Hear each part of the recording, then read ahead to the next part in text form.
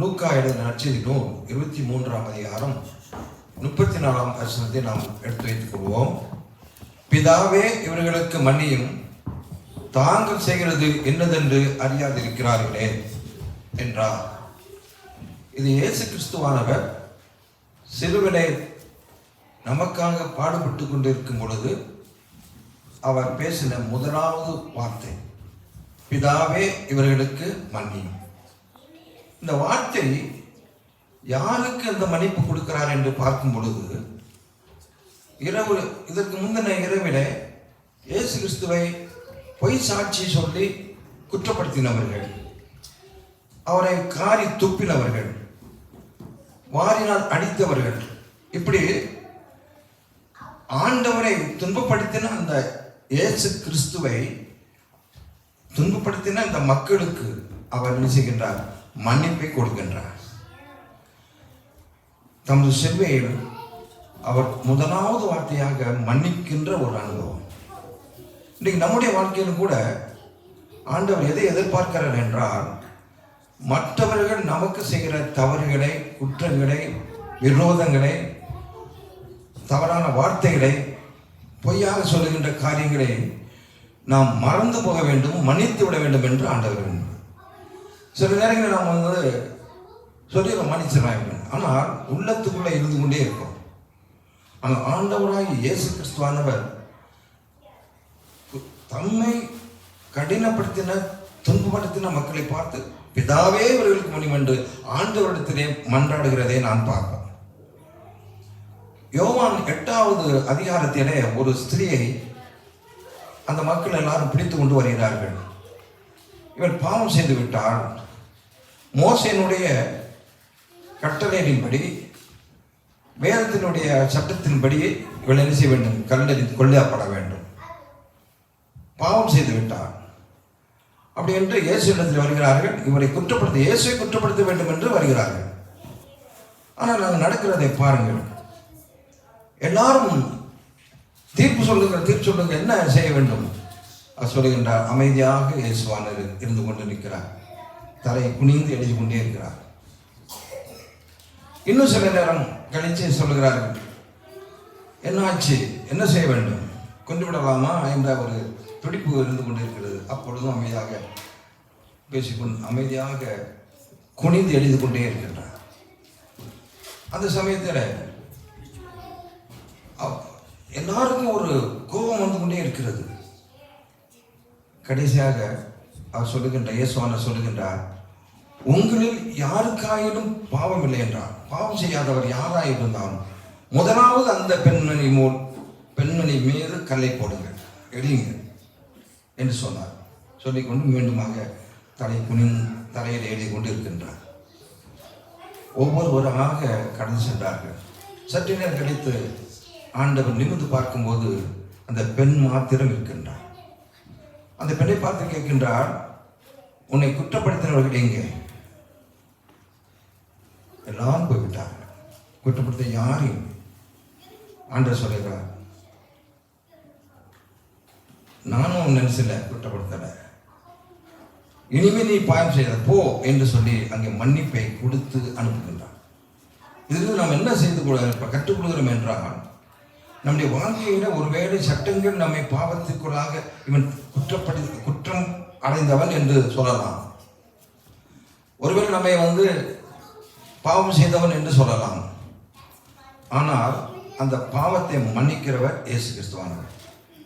ஆக அந்த நம்முடைய பாவங்களை ஆண்டவரிடத்தில் கொண்டு வரும் பொழுது, அவருக்கு அர்ப்பணிக்கும் பொழுது, அந்த சிறுவை அண்டை ஆண்டவரே நான் பாவம் செய்து விட்டேன், என்னை மன்னியும் என்று நாம் ஆண்டவரிடத்தில் மன்றாடும் பொழுது அவர் நம்முடைய பாவங்களை மன்னிக்கிறவராக இருக்கிறார்.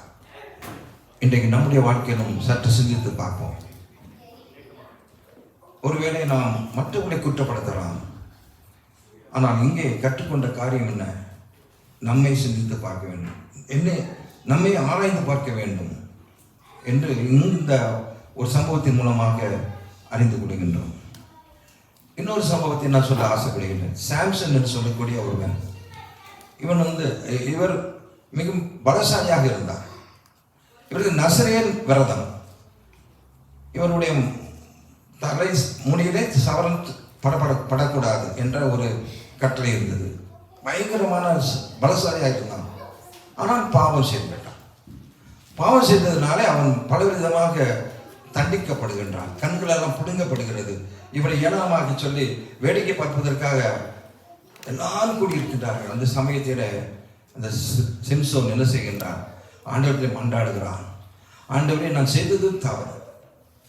நான் நிச்சயமாகவே என்னுடைய பலத்தை இழந்து விட்டேன், உன்னுடைய சக்தியை இழந்து விட்டேன். நான் நீர் செய்ய வேண்டாத சொன்னதை நான் செய்யாதபடி நான் தவறி விட்டேன். ஒரு விஷயம் மாத்திரம் எனக்கு இறங்கும் என்று அங்கே இறங்குகிறான். கத்துகிறான், ஆண்டவரத்தில் முறையிடுகின்றான். அந்த நேரத்தில் கூட இவனுடைய வாழ்க்கை மிகவும் கெட்டு போய் கண்களெல்லாம் பிடிக்கப்பட்ட சூழ்நிலை இருந்த பொழுதிலும் ஆண்டவர் அங்கே மன்னித்து அவனுக்கு பலத்தை கொடுக்கின்றார். மீண்டுமாக அவனுடைய வல்லமையை கொடுத்து அவன் அந்த தூண்களெல்லாம் பிடித்து இழுத்து அநேகரை அழித்து போட்டான் என்று பார்க்கிறோம். சிம்சோன் ஒருவேளை அவன் பயங்கரமான பாவத்தை செய்திருக்கலாம். ஆனாலும் அவனுடைய பலமெல்லாம் இழந்து போய்விட்டது. ஆனாலும் கடைசியிலே அவன் ஆண்டவரிலே மன்றாடும் பொழுது பலத்தை பெற்றுக்கொண்டான் என்று பார்க்கிறோம். எனக்கு தெரிந்த ஒரு நண்பர், அவர் தலைமை ஆசிரியர். அவருடைய வாழ்க்கையில் நடந்த ஒரு சம்பவத்தை சொல்லி நான் முடிக்க விரும்புகிறேன். அவருடைய வாழ்க்கையில் திடீரென்று கண் பார்வை குறைந்து விட்டது. அப்பொழுது எல்லா ட்ரீட்மெண்ட்டும் பார்க்கிறார்கள், ஒன்றுமில்லை, எல்லாம் நார்மலாக இருக்கிறது என்று சொல்லிவிடுகிறார்கள். அந்த தலைமை ஆசிரியர் மிகப்பெரிய ஸ்கூலில் ஒரு தலைமை ஆசிரியர். அப்படிப்பட்டவருக்கு இப்படிப்பட்ட ஒரு நிலை. அவரும் ஆண்டவரை அறிந்தவர், ஆண்டவரோடு உருவாடி கொண்டு இருக்கிறவர் தான். ஆனால் ஏன் இப்படி இந்த தலைமை ஆசிரியருக்கு ஏற்பட்டது என்று அவர் நொந்து கொண்டு இருக்கிறார். அப்பொழுது ஒரு நாள் யோசனை பண்ணுகிறார். ஏன் இதற்கு காரணம் என்ன என்று உட்கார்ந்து சிந்திக்கிறார், யோசித்து பார்க்கிறார். ஆண்டவரை கேட்கிறார், ஆண்டவரே, நான் உங்களுடைய பிள்ளையாக தான் இருந்தேன், ஏன் எனக்கு இந்த பார்வை இழப்பு ஏற்பட்டது? அப்பொழுது ஞாபகப்படுத்துகிறார், ஒரு சமயத்தில் இவர் ஒரு ஆசிரியரோடு ஒரு தகராறு ஏற்பட்டிருக்கிறது. அப்பொழுது கடுமையான வார்த்தைகள் எல்லாம் பேசியிருக்கிறார். இப்படிப்பட்ட சூழ்நிலையில் அது கடந்து போய்விட்டது, பல ஆண்டுகள் கடந்து போய்விட்டது. அப்பொழுது அவர் ஞாபகம் வருது, ஆனால் அவரை நான் மன்னித்ததாக இல்லையே, அவரை நான் ஒப்புரவாகவில்லையே, இந்த ஒரு கடுமையான சொற்களை சொல்லிவிட்டேன், அவரோடு நான் சண்டையிட்டு இருக்கிறேன், அவரோடு நான் ஒப்புரவாகவில்லை, அவரை நான் மன்னிக்கவில்லை என்று ஆண்டவர் உள்ளத்தை பேசினார். பேசும்போது மறுபடியும் அந்த ஆசிரியரை அழைத்து ஒப்புரவாகி அவரிடத்தில் மன்னிப்பு கேட்டு ஆண்டவரிடத்தில் மன்னிப்பு கேட்டார். நடந்தது என்ன? அப்படியே கொஞ்சம் கொஞ்சமாக அவருடைய பார்வை மீண்டுமாக வந்தது. அவருடைய பாவங்கள் மன்னிக்கப்பட்டது. அதனால் ஏற்பட்டது சுகம். ஏன்? அவர் சிந்திக்காமல் இருந்தார். ஒருவேளை இப்படிப்பட்ட காரியங்கள் நம்முடைய வாழ்க்கையில் நடைபெறும் பொழுது உட்கார்ந்து சிந்தித்து ஏன், இதற்கு காரணம் என்ன என்று ஆண்டவரை கேட்கும் பொழுது நிச்சயமாகவே ஆண்டவர் நமக்கு உணர்த்துவார். இந்த காரணத்தினால தான் உனக்கு எப்படிப்பட்ட காரியம், இவைகளை நீ விட்டுவிட்டால் உனக்கு ஆசீர்வாதம் என்றெல்லாம் ஆண்டவரை பேசக்கூடும். அப்படி பேசும்போது இன்றைக்கு நாம் அந்த சிலுவையில் மரித்த இயேசுவை நாம் பார்க்கும் பொழுது அவருடைய இரத்தத்தின் மூலமாக விடுதலை உண்டு. இந்த நம்பும் பொழுது நம்முடைய வாழ்க்கையில் நிச்சயமாகவே ஆசீர்வாதம் உண்டு.